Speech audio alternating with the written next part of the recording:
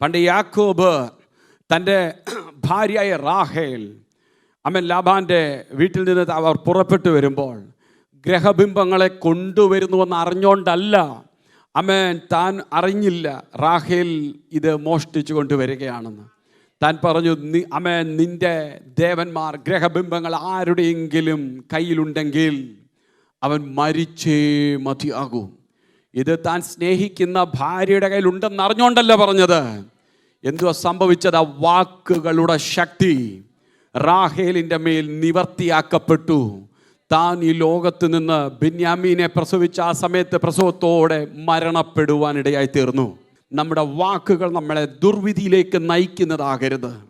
നമ്മുടെ വാക്കുകൾ നമ്മളെ നാശത്തിലേക്ക് തള്ളിവിടുന്നതാകരുത്. നാം വിളിക്കപ്പെട്ടത് അനുഗ്രഹം അനുഭവിക്കാനാകയാൽ നാം അനുഗ്രഹിക്കുന്നവരായിത്തീരണം. നാം അനുഗ്രഹിക്കുന്നവരായിത്തീരണം.